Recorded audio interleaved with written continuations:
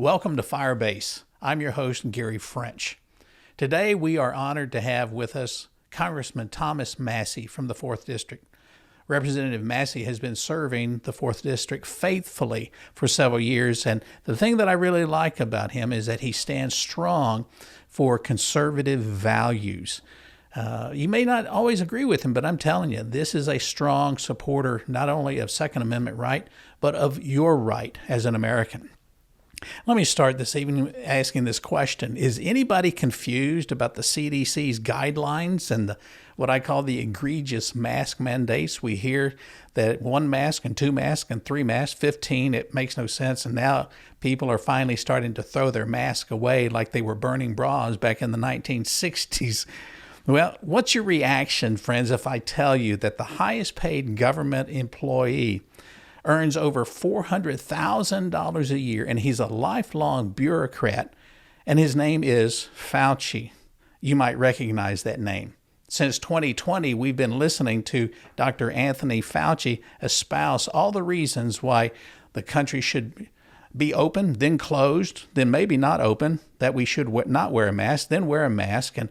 And it seems like he and Andrew Cuomo got on somebody's list of being some of the sexiest men alive here in the United States. Well, in a blink of an eye, American people have been asking themselves, WWFD, what would Fauci do? Well, the more we've seen him on television, the more we've come to understand that perhaps he really does not have the welfare of the American people at heart. My guest this evening, Representative Thomas Massie, let me assure you, he has the welfare not only of his constituency here in Kentucky, but of the entire American people. Congressman, welcome to our show this evening. Thanks for having me on, Gary. It's an honor to be on your show. Well, I am equally delighted. I know people will think that I'm just in your fan club, and I've got to say I am in your fan club. Well, I work for you. You're my boss. That's the thing that a lot of people don't really understand is that you do work for your people, and you're not just standing up there going along a party line. You're standing there for what's really right and what's best. And you're the kind of the kind-hearted man that really believes what Ronald Reagan said. The 9 most dreaded words that could be spoken are, "I'm from the government and I'm here to help." Well, that's not really so. No, it's not. I'm in the government, and I've infiltrated it to help you. So wait a minute. Is that like a covert operation? You're a spy there to keep people aware? I call this, ever since she put up the wall here and stationed our soldiers around here, I've called it Fort Pelosi. And so I'm behind enemy lines.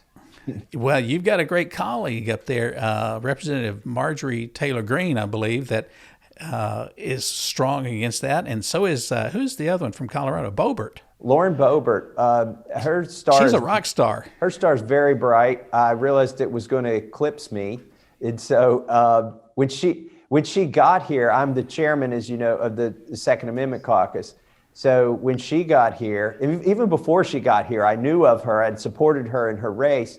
I told her, "I've got a deal for you, Lauren. If you will do 90% of the work, and I can take 50% of the credit, you can be the co-chair of the Second Amendment Caucus."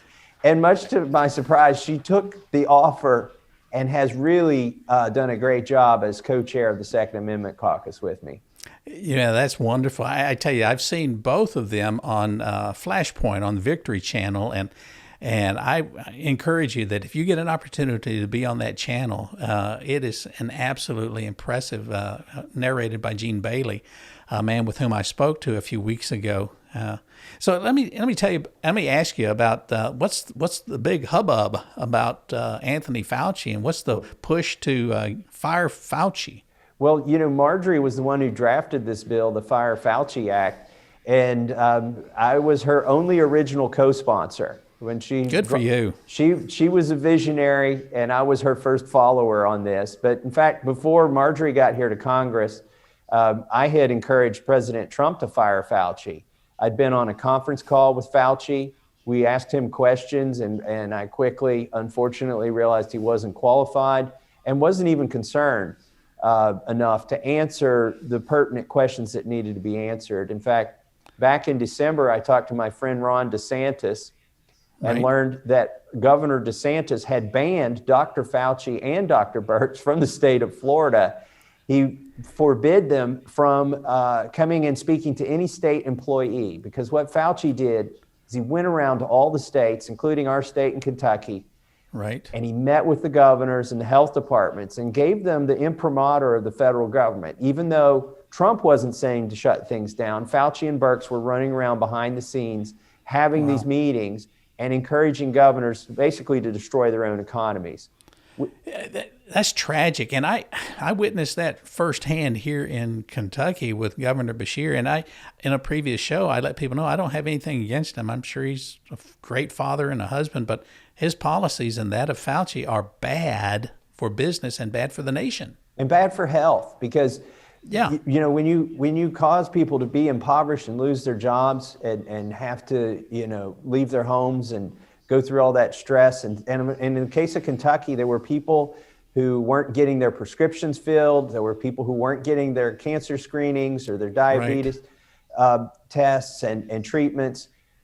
So what ended up is, I believe that we got on the other side of that curve, and the treatment was worse than the disease in terms of the government response. I'm not talking about any particular health treatment. But so when Marjorie introduced this bill, there were two things that attracted me to the bill.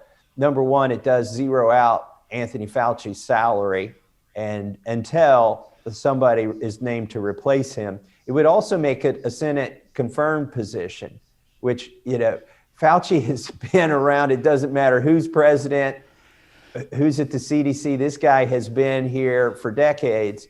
This needs to be a Senate confirmation selected by the president. But most importantly, and this is where she was really forward thinking, her bill, which is my bill as well, would audit his activity and the money that went to the National Institute of Allergy and Infectious Diseases. Right. I've heard, that makes me think of former President Obama, who used, in my opinion, used to be the worst president. He's been replaced, but the elections do have consequences. And some of the information that my staff has researched is like not only the response from Senator Paul. I just love the way that he was able to stand toe-to-toe and reveal almost the evil undertones of what's going on. I know that people won't like that, but they're talking about masks are for infected people. When I was in the Army and I was stationed, I got bronchial pneumonia one time, and they put a mask on me. Because I was sick. And it seems like the logic, if you can call it that, there is, here's the sick person. Let's put a mask on everybody. And I think you're absolutely right. Other people got sick from all of this. Well, and that's another thing that Fauci was wrong about. He said this was spread with droplets, not aerosols. And what we've come to find out, it's sort of an arbitrary distinction between the two. The masks would stop droplets, but they wouldn't stop aerosols. And we've seen that now that it's actually aerosols. And if you had any common sense and thought about it for a while, everybody's ordering takeout food.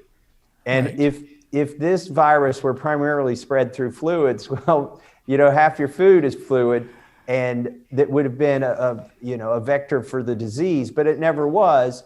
Exactly. And so it turned out it was actually these aerosols. And in fact, Nancy Pelosi, who, by the way, has fined me $500 for not wearing a mask on the floor of the House, along with Marjorie Taylor Greene and several of my other colleagues.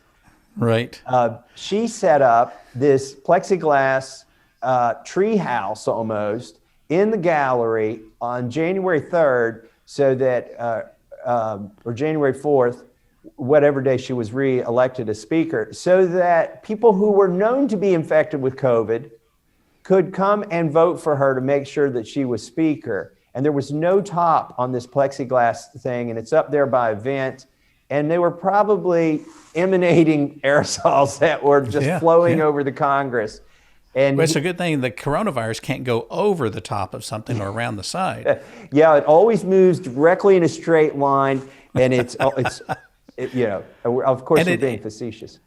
Yeah, yeah, and well, who's going to fine her for getting her hair done at a salon when everybody else is supposed to be closed? And I know that sounds hypercritical. No, I don't apologize for saying it. It's just No, you you shouldn't. She is hypocritical herself, and she set rules that even she can't abide by.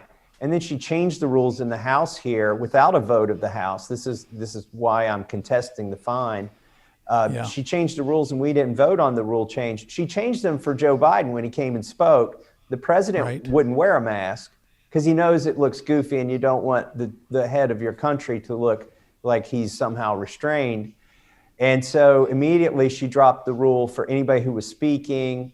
And so there's a lot of technical issues to get into. But long story short, she shouldn't have been mandating these things. And because everybody that I know in Congress has either had the vaccine or, like myself, they had the infection and recovered from it and have an immunity that's as good as or better than the vaccine as far as any of the outcome-driven results of any of these trials show. I agree. Well, we've got less than 20 seconds before we take our break here, and we're going to talk a little bit about the vaccine and some legislation that you are pushing, H.R. 3860, that will hopefully protect our military. Folks, we are here with Congressman Thomas Massie, and we'll be right back after this break. Welcome back. On our show today, we're talking with Congressman Thomas Massie. In the previous segment, we were talking about some of the issues that are going on about Fire Fauci. Thomas, I have to get my tongue twisted when I want to say that. Fire Fauci. It's like you say that 20 times real fast. It just rolls off of my tongue now. I've been saying it for 18 months. Rightly so. Well, the other bit of news we want to talk about is this H.R. 3860 and some legislation. And I don't know if you're the key sponsor or co-sponsor on that. I wrote that bill from scratch. Oh, awesome. To keep military members from being forced to receive the COVID vaccine. And before you respond on that, I mean, we during the break, we were talking about Dr. Robert Malone, who was interviewed by Tucker Carlson on Fox News last night.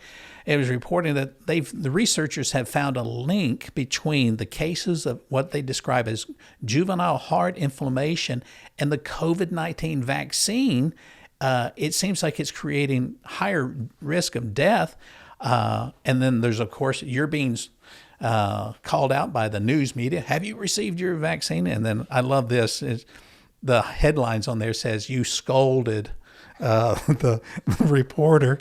And of course, I can go on. The Buffalo Bills and Cole Beasley and other NFL people are taking a strong stance that not in my body, you ain't. Right. So tell us a little bit about 3860, if you can. Well, 3860 is a bill that I wrote that says that you can't force members of the military to take the COVID vaccine, which, by the way, they're not forcing them yet. But if they change the designation at the FDA from experimental to approved, a lot of members of the military are worried that at that point they will be forced. In the meantime, they're being coerced. They're being made to live in different housing. Their conditions of their leave, how far from the base they can go, are restrained. And so I added to the bill, not only cannot be forced to take the vaccine, but they can't be given disparate treatment, like be made to wear a mask or be made to stay in substandard housing. And I didn't just dream this bill up myself. I had constituents calling me who are serving in the military overseas. They're with their families, but their families, they've made the decision they're not going to take the vaccine. And that should be a personal decision, especially, we should get into the science of why that might be a good decision for somebody who's 18 to 24, or why it should at least be their decision. And so anyways, I'm talking to pilots who've been in the military for like 14, 15 years. And this guy, his constituent said, I may just leave and it won't be an honorable discharge. It probably won't be dishonorable, won't be medical. They'll give you like a general discharge, which if somebody's looking at your resume, they're like, what is that? Exactly. But the reality is our military needs this pilot more than he needs them. And, this is not a good force shaping tool to push members of the military out, experienced members of the military. And here's the scientific reason why it's probably not a good idea. The CDC just met this week, okay, to talk about myocarditis and the increased number or frequency of cases of young males 18 to 24. It Right. looks like they're probably, and this is just according to the vaccine adverse reaction reporting system, which is voluntary, they're probably 50 to 100 times more likely to have this condition. And that's the demographic who are serving our country, for the most part. And so this needs to be a personal decision for them. And here's the other thing, Gary. If you've already had COVID, there's the Cleveland Clinic study that had 52,000 people in it. There's a study of the entire country of Israel, which had 6 million people in it. They keep health records on all their citizens so they can do these studies. And they both showed that the immunity that you get from the natural infection is as good or better than the vaccine. And also, the Pfizer trial and the Moderna trial both showed there was no benefit in terms of outcomes conferred to those who had already had the virus by taking the vaccine. And so we know there's risks. So why would we make them take it? It seems like, Thomas, when they say, they're quick to throw out, follow the science when it fits their narrative. And you don't have to be super bright to know who I'm talking about when I say their narrative.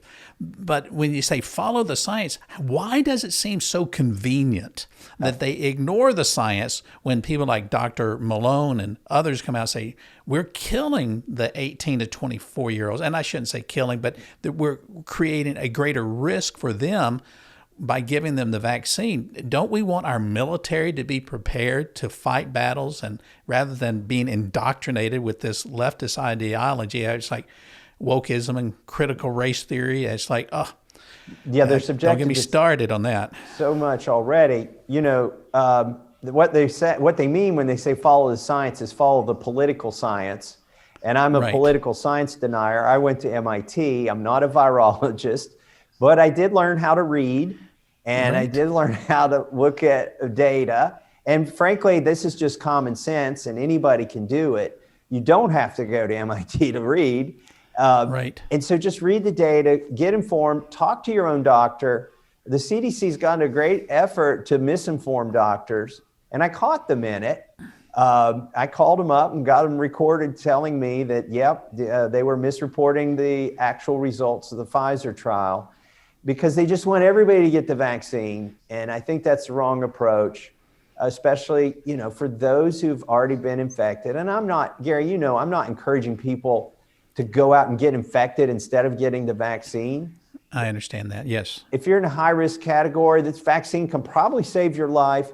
If you are young and you've already had COVID, I don't know why you would take this vaccine. There's no outcome-based study that says it would. That's absolutely right. Well, so you make some great points there, and not only the political expediency of following the science according to what their whim and whimsy might be, but it's also you made a great comment that seems to be sorely lacking among the American people, and especially a lot of politicians today: common sense. Yeah.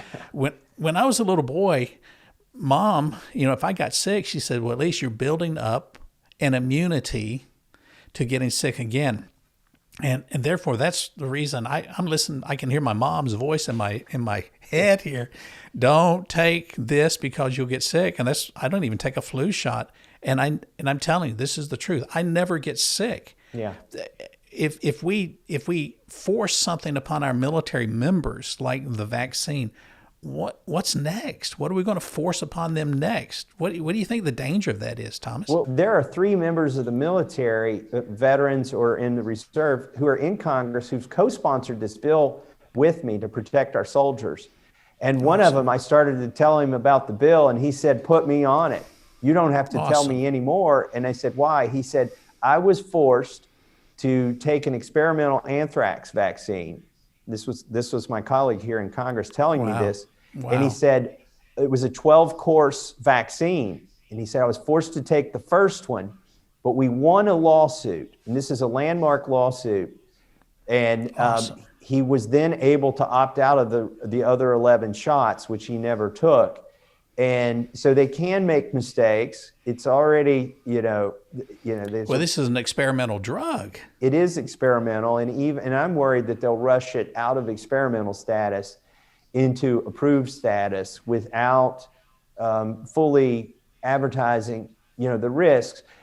When you take medicine, there's that little piece of paper that's always in there when you get it from the pharmacy, and you can fold it out, and it's 100 pieces, and it folds out this big.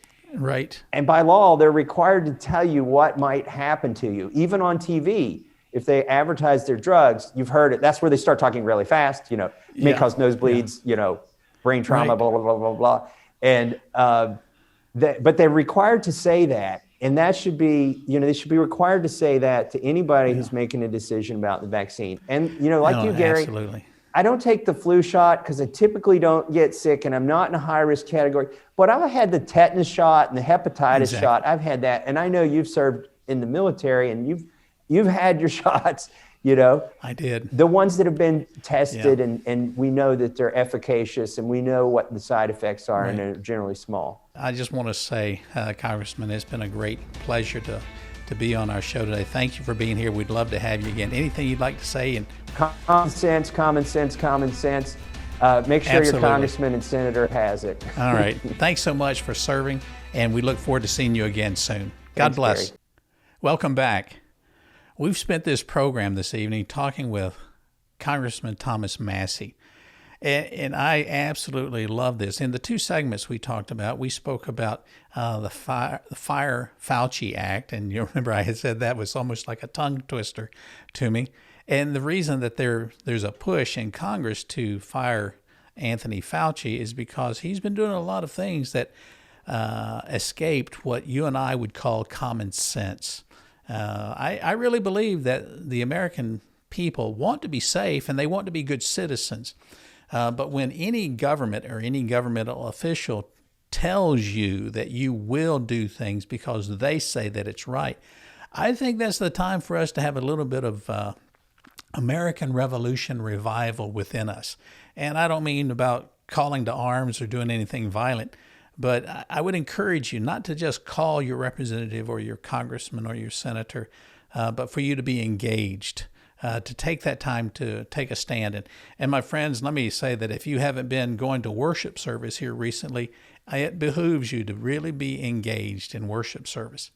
In this program this evening, we talked about how Anthony Fauci is the highest paid government official ever in our nation, and since he is 80 or over 80, and we're seeing that his policies, if I can call it his policies, which seem to be accepted part and parcel by the left in our culture today, are not really good for your health or for your business.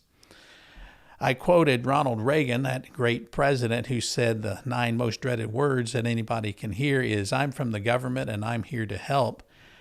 Well, friends, that's rather humorous, but it's also ironically true. One of the things that I've learned during this pandemic is that I really just don't trust the government. I don't trust the bureaucrats. There are people like Thomas Massie and Taylor Greene and Boebert, among others, Senator Rand Paul, that are doing their best to hold these unelected people accountable. But it's time for you and I to join forces, not only as conservatives, but if you are a Christian, as a Christian conservative. We need to take a stand. We need to know that there are forces that are seeking to silence this television show. There are forces that are seeking to silence the pulpits in the United States. There are forces that are seeking to silence you. And you may not think that, but my friends, all you have to do is to watch a little bit of the news. Don't get a steady diet of it because you'll end up being hyper depressed. Tune into programs like this where you know that when we say Firebase is here for you, our motto is that we target the lies and we fire for effect with the truth. And if there are not conservative voices that are taking a stand, and I mean not just hyperactive, loudmouth people, but people that are talking with what Congressman Massie alluded to, common sense, then what kind of sense are we going to get? It's incumbent upon you to be engaged in your local community. It's up to you to make sure that you are aware of what's going on. Here at Firebase News, we're doing our very best to make sure that we have shows that are not only interesting, but speak to the issues at hand. We make no apologies for being a Christian conservative news program. And we always want to know that the very top of the marker for us is to honor God, and we seek to do that. We seek to glorify Him. We want to make sure that the church body is encouraged and edified. And without exception, we want to make sure that the good news of Jesus Christ is shared with those who need Him. And my friends, if you don't like that message, well then, don't just come and try to cancel me. Take that opportunity to try to figure out why I believe that way and why I see that Jesus is the way, the truth, and the life. Make sure that you support Christian television. Tune in again next week when we'll have another pertinent, truthful show just for you, and making sure that you will be able to hear that Jesus is alive. This is the truth. This is the battle cry that we have. It's His truth that overcomes the world. And if there's anything that we need right now to overcome the world, it's His truth. Thanks for being with us this evening. Thanks for listening in.